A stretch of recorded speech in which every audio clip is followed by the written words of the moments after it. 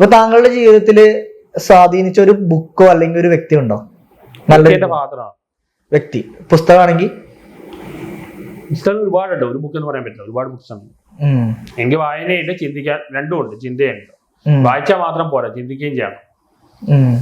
ഇപ്പൊ സിനിമകളിലെ ആവിഷ്കാര സ്വാതന്ത്ര്യത്തെ കുറിച്ച് എന്താണ് അഭിപ്രായം? അത് ഡിപ്പെൻസ് ഓൺ ഓഡിയൻസ് ആണ്. ഇന്നിപ്പോ OTT റിലീസിനുണ്ട് 18 ഈ പിള്ളേരുടെ പടം കാണാൻ പാടില്ല, വയലൻസ് അങ്ങനത്തെ പല കാര്യം.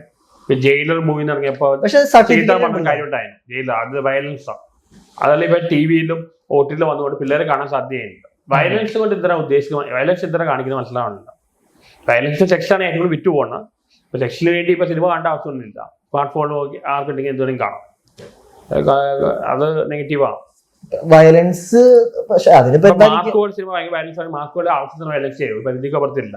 ഈ വയലൻസ് ചെയ്ത് ഇപ്പൊ കോക്ക് പറഞ്ഞു വയലൻസ് എസ്തെറ്റിക് ആയി തോന്നി. വയലൻസ് എങ്ങനെ എൻജോയ് ചെയ്യുന്നു എനിക്ക് മനസ്സിലാവുന്നില്ല. ഇപ്പൊ ഒരു സിനിമയുടെ വിജയം എങ്ങനെയാണ്? കളക്ഷൻ ആണോ അത് ആളുകളുടെ ജനപ്രീതിയാണോ? എന്താണ് ശരിക്കും പറഞ്ഞ ഒരു സിനിമയുടെ വിജയം?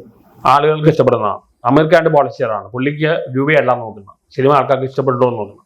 ഇവിടെ പല സിനിമയും മോശമായിട്ട് മാർക്കറ്റിംഗിന്റെ പേരിൽ മാത്രം ഹിറ്റായി പോകുന്നുണ്ട്. അതേതാ സിനിമ ആർക്കും ഇഷ്ടപ്പെട്ടില്ല, പക്ഷെ പ്രൊഡ്യൂസ് എല്ലാവരും കാശ് കിട്ടുമായിരുന്നു. അങ്ങനെ പരിപാടി നടക്കുന്നുണ്ട്. ഇപ്പൊ ഷാറുഖ് ഖാനെ പണ്ട് അങ്ങനെ കുറെ മൂവീസ് ചെയ്യുന്നുണ്ട്. പല മൂവീസ് ഇനീഷ്യൽ കളക്ഷനും ഫസ്റ്റ് 3 ദിവസത്തെ കളക്ഷനിൽ വെച്ചാണ് കാശിലാക്കാൻ. പടം ആർക്കും ഇഷ്ടപ്പെട്ടില്ല. അത് നല്ല ട്രെൻഡ് അല്ല. അപ്പൊ നിങ്ങളെ സപ്പോർട്ട് ചെയ്യുന്ന ഒരുപാട് ആളുകളുണ്ട്, വിമർശിക്കുന്ന ഒരുപാട് ആളുകളുണ്ട്. എല്ലാവർക്കും ഉണ്ട്. ഇവരോട് രണ്ടുപേരോട് ഒരുമിച്ച് പറയാനുള്ള ഒരു കാര്യം എന്തായിരിക്കും? ഒരേപോലെ അവരോട് പറയാനുള്ള ഒരു കാര്യം? എന്നെ മനസ്സിലാക്കാൻ നോക്കുക.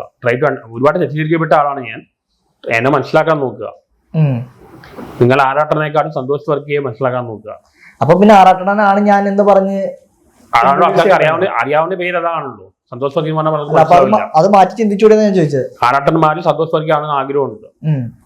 അപ്പൊ അടുത്ത ഇന്റർവ്യൂസിൽ ആറാട്ടൻ എന്ന് പറഞ്ഞാൽ മനസ്സിലാവില്ല. ഞാനും നെഗറ്റീവ് കുറച്ച് നെഗറ്റീവ് ആണ്. ഞങ്ങളിപ്പോ ത്രൂ ഔട്ട് വേൾഡിൽ മലയാളീസ് മുഴുവൻ അറിയാം. അപ്പൊ അത് ഇനി മാറ്റാൻ ബുദ്ധിമുട്ടാണ്. ഇമേജ് ട്രാൻസ്ഫോർമേഷനും കുറച്ച് ബുദ്ധിമുട്ടാണ്. മലയാളികൾ മാറിയവരുണ്ട്. അപ്പൊ സന്തോഷ് പണ്ഡിറ്റ് മാറി, പൃഥ്വിരാജ് പണ്ട് രാജപ്പം വിളിച്ച ആളെ ഇപ്പൊ രാജുവേട്ടനായല്ലോ. അങ്ങനെ മാറ്റം വരും, പക്ഷെ ടൈം എടുക്കും. ഇപ്പൊ ഒരു മാറ്റം വരണം, അല്ലെങ്കിൽ സന്തോഷ് വർക്കിന്ന് അറിയപ്പെടണം എന്ന് പറഞ്ഞു. ഇപ്പൊ പക്ഷെ ഇപ്പോഴും നമ്മൾ ലാസ്റ്റ് ഒരു ഇന്റർവ്യൂലും ലാസ്റ്റ് ഒരു ചർച്ചയിലും പറയണ്ടായിരുന്നു 7 മണിക്ക് ശേഷം ചെയ്യുന്ന വീഡിയോസിനെ പറ്റി. അത് ഇപ്പൊ തുടർന്നും 1-2 തവണ ചെയ്തിട്ട് പോലെ തോന്നി. അപ്പൊ ആ ഒരു വീഡിയോസ് ചെയ്യുമ്പോ പിന്നെയും ആറാട്ടനിലേക്ക് പോവല്ലേ? കാരണം നമുക്ക് 2 ഓഡിയൻസിനെ സാറ്റിസ്ഫൈ ചെയ്യണമല്ലോ. ക്ലാസ് മാത്രം ഉണ്ടായിരിക്കില്ല. ഇപ്പൊ തമിഴ്നാട്ടിലെ പട്ടന്മാർക്ക് ക്ലാസ് ഓഡിയൻസ് മാത്രം സപ്പോർട്ട് ഉണ്ടായി. 2 ഓഡിയൻസ് സപ്പോർട്ട് ഇല്ല. ഈ വിവരമുള്ള ആൾക്കാർ കുറവാണ്. 2 പേരും സപ്പോർട്ട് വേണം. മാസാണ് കൂടുതൽ. അല്ല സപ്പോർട്ടല്ല, അവിടെ കൂടുതൽ തെറി കമന്റുകളല്ലേ? അത് PR വർക്കാണ്, പ്ലാൻഡ് ഒന്നുമില്ല. അത് നാച്ചുറലായിട്ട് ചെയ്യുന്നതാണല്ലോ.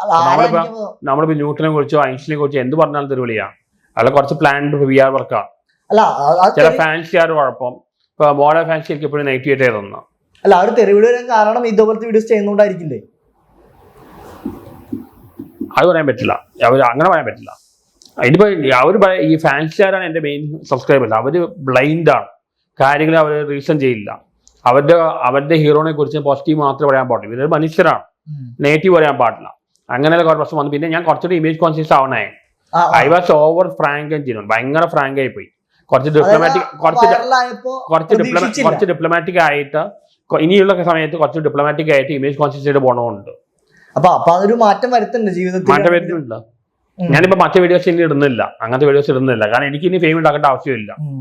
ഫെയിം ഓൾറെഡി ആയി കഴിഞ്ഞു. കുറച്ച് ഫ്രസ്ട്രേഷൻ വരുമ്പോ അല്ലെങ്കിൽ വിഷമം വരുമ്പോഴാണ് അങ്ങനെ കുറെ ഇത് വരുന്നതെന്ന് തോന്നിയിട്ടുണ്ട്. അല്ല ഇടയ്ക്ക് ഞാൻ വെറുതെ മൂഡ് ഔട്ട് ആവാറില്ല. ചില ആൾക്കാർ എന്നെ ഇൻസൾട്ട് ചെയ്യുമ്പോൾ മൂഡ് ഔട്ട് ആവണം. അപ്പോഴാണ് സത്യങ്ങൾ കൂടുതലും പറയുന്നത്. അല്ല എന്തിനാണ് അങ്ങനെ നമ്മള് മൂഡ് ഔട്ട് ആവുമ്പോഴാണ് ഏറ്റവും കൂടുതൽ സത്യങ്ങൾ പറയുന്നത്. അല്ല മറ്റുള്ളവർ പറയുന്നത് കേൾക്കുന്ന ഒരു വ്യക്തിയാണ്. അതായത് വേറൊരാള് താങ്കളെ പറ്റി കുറ്റം പറഞ്ഞാൽ അത് ഭയങ്കരമായിട്ട് ഹേർട്ടാവുന്ന ഒരാളാണ്. എനിക്ക് ഹേർട്ടാവാറുണ്ട്. അത് പല കാര്യവും. ഇപ്പൊ എസ്പെഷ്യലി എന്റെ ഫാദറിന് വെച്ച് പോയി പുള്ളിയെ കുറിച്ച് പറയുമ്പോൾ ഹേർട്ടാവും. അങ്ങനെ ഹേർട്ടാവുന്നുണ്ട്. അങ്ങനെ പറയുമ്പോഴാണ് അതോ താങ്കളെ പറ്റി പറയുമ്പോഴാണ് ഹേർട്ടാവാറ്? എന്നെ കുറിച്ച് പറയുമ്പോൾ അത്ര കുഴപ്പമില്ല. എന്റെ വീട്ടിൽ എന്റെ ഫാമിലി മെമ്പേഴ്സ് കുറിച്ച് പറയുമ്പോൾ കൂടുതൽ വിഷമം. അവർ പറയുന്നത് സത്യമാണെങ്കിൽ കുഴപ്പമില്ല. അത് ഇല്ലാത്ത കാര്യങ്ങളാണ്. അതാ ഞാൻ ചോദിച്ചു. അപ്പൊ താങ്കൾക്ക് അറിയാതെ സത്യമല്ലാതെ പിന്നെ എന്തിനാണ് അവര് പറയുന്നത് ബോധേഡാവുന്നത്? അല്ല ഇപ്പൊ എനിക്കറിയാം ഞാൻ ഇങ്ങനത്തെ പേഴ്സൺ അല്ല, എനിക്കറിയാം. പക്ഷെ ഇവര് കാണുന്ന വേറെ രീതിയിലാണ്. അതിലെനിക്ക് വിഷമമുണ്ട്. കാരണം അവർ മിസ്അണ്ടർസ്റ്റാൻഡ് ഒരുപാട് തെറ്റിദ്ധരിക്കപ്പെടുന്നുണ്ട്. ആ മിസ്അണ്ടർസ്റ്റാൻഡിങ്ങിൽ വിഷമമുണ്ട്. ഇപ്പൊ ഒരു സിനിമയുടെ മേ ബി എന്റെ പേഴ്സണാലിറ്റി കുറച്ച് കോംപ്ലിക്കേറ്റഡ് പേഴ്സണാലിറ്റിയാണ്, അതുകൊണ്ടാവാം പേഴ്സണാലിറ്റി തെറ്റിദ്ധരിക്കപ്പെടുന്നത്. ഒരുപാട് തെറ്റിദ്ധരിക്കപ്പെട്ട ആളാണ്. അപ്പൊ ഇപ്പൊ താങ്കൾ ഒരു സിനിമയുടെ ഒരു ട്രെയിലറോ അല്ലെങ്കിൽ ടീച്ചറോ കാണുമ്പോൾ അത് വിജയമായിരിക്കോ പരാജയമായിരിക്കും എന്ന് ചിന്തിക്കാറുണ്ടോ? പറയാൻ പറ്റും. ഇപ്പൊ മലയക്കോട്ട് വാളിബൻ നല്ല ഫിലിമായിരുന്നു, പക്ഷെ ഫ്ലോപ്പ് ആവുന്ന നേരത്തെ ഞാൻ പറഞ്ഞു. കാരണം എന്റെ പാട്ട് കേട്ടപ്പോൾ വളരെ സ്ലോ ആയിട്ടാണ് പോകുന്നത്. ഇന്നത്തെ കാലത്ത് പടം ഓടണമെങ്കിൽ 2 കാര്യം, ഒന്ന് ലാഗ് വരാൻ പാടില്ല, പിന്നെ മാർക്കറ്റ് ചെയ്യണം. മലയക്കോട്ട് വാളിബൻ ഫ്ലോപ്പ് ആവുന്ന നേരത്തെ ഞാൻ പറഞ്ഞു. നല്ല മൂവിയാണത്, സിനിമയുടെ എല്ലാ ഗ്രാമറും തെറ്റിച്ച നല്ലൊരു മൂവിയാണ്, പക്ഷെ അത് ഓടില്ല നേരത്തെ ഉറപ്പായാണ്. ഇപ്പൊ ഈ കൂലിയുടെ ടീച്ചർ ട്രെയിലർ കണ്ടപ്പോ എന്താ? കൂലി ടീച്ചർ കണ്ടിട്ടില്ല. പക്ഷെ അത് എന്തായാലും കൊമേഴ്സ്, ഇവരുടെ ഈ സ്റ്റാറുകളുടെ പടങ്ങളെല്ലാം കൊമേഴ്സ്യലി വിജയിക്കും. കാരണം ഇനി ഫാൻസിയുടെ സപ്പോർട്ടും ഇനീഷ്യൽ കളക്ഷനിൽ വെച്ച് അവരുണ്ടാക്കും.